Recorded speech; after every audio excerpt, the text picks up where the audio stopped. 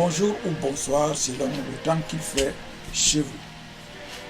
Comme toujours, merci pour l'intérêt que vous ne cessez de porter aux publications de Podium Africa Lights Hot Debate.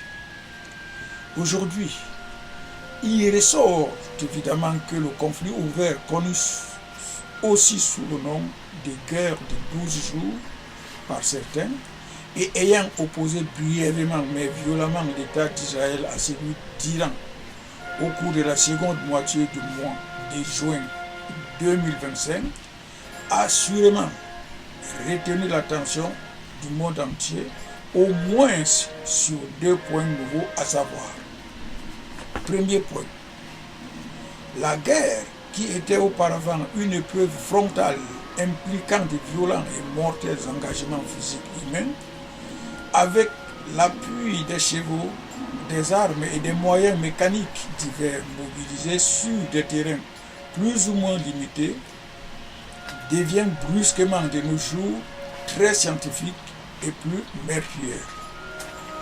Ces moyens et ces effets dans l'espace et dans le temps deviennent imprévisibles et non plus de limites. Tout dépend désormais du degré de maîtrise scientifique et de la nature des réactions des belligérants. Dès lors, l'arme atomique, toujours redoutable et redoutée, n'est plus la seule menace universelle. Il faudrait y adjoindre d'autres armes, et en particulier tous les explosifs dont le degré de nuisance et de destruction dépend étroitement du niveau de perfectionnement des applications balistiques, lesquelles déterminent les processus complexes de leur projection en territoire ennemi. En effet,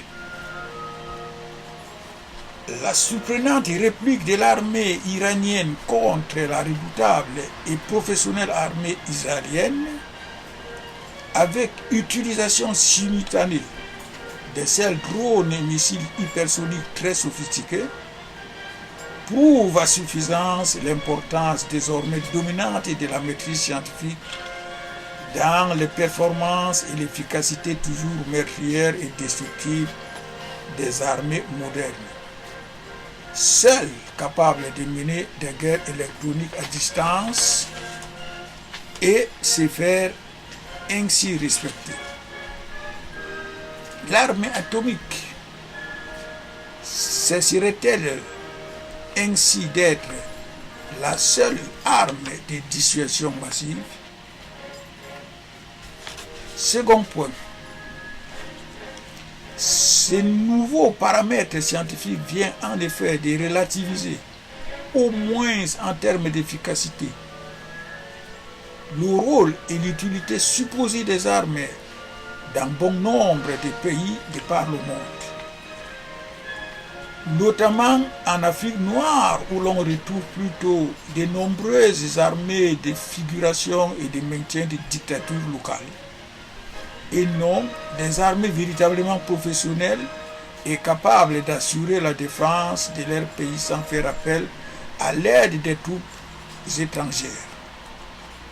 Sur ce point, la République démocratique du Congo, RDC, la République centrafricaine ou le Mozambique, pour ne citer que ces quelques pays, demeurent des exemples vivants.